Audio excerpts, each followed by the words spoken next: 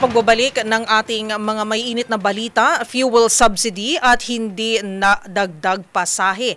Yan ang hiling ng ilang commuters group para sa lahat ng mga driver ng pampublikong sasakyan sa bansa.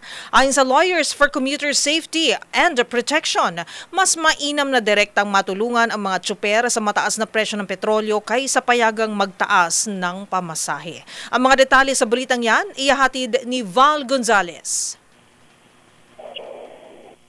Miss Karen, panahon na umano para ipamahagi ng gobyerno ang pangakong fuel subsidies para sa mga qualified na mga driver ng pampublikong sasakyan sa buong bansa. Ito ang hinihiling ngayon ng Lawyers for Commuter Safety and Protection sa gitna ng hirap na dinaranas ng mga tsuper dahil sa mataas na presyo ng produktong petrolyo. Sa isinasagawang pagdinig sa nakabinding petition ng iba't ibang grupo ng public transport, giniit nitong si LCSP President Atty. Ariel Inton na mas mabuti na ito kaysa ang payagan pa na magtaas ng pumasahe.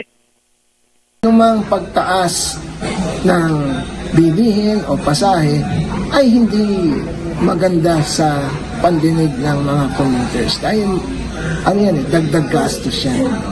On the other hand, alam natin yung hirap sa transport sector, pero lumalabas na hindi sila unanimous. Bakit? Yung iba sa kanila, ang sabi, kahit itaas natin yan, sa dami ng kolorum, wala rin mangyayari. Which is correct. Bakit? Kasi yung taas ng pasahe sa legal, tataas din yung pasahe ng kolorum.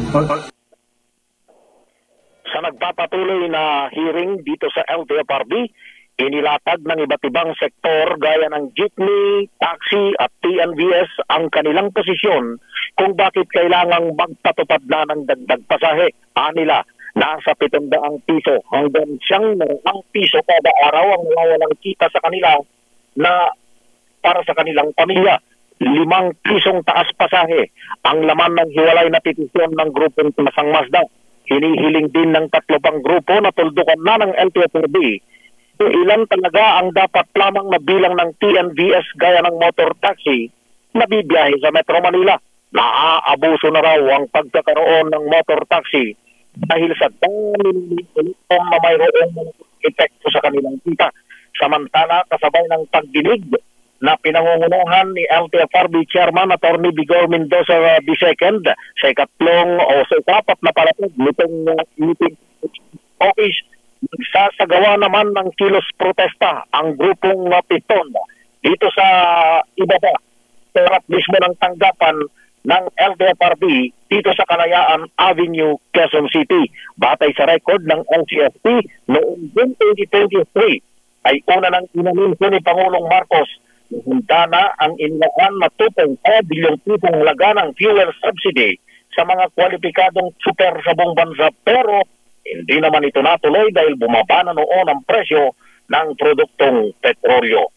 Mula rito sa tanggapan ng LTFRB dito sa Quezon City, ako si Val Gonzales, DZRH sa Pilipinas, una sa Pilipinas. Maraming salamat, Val Gonzales.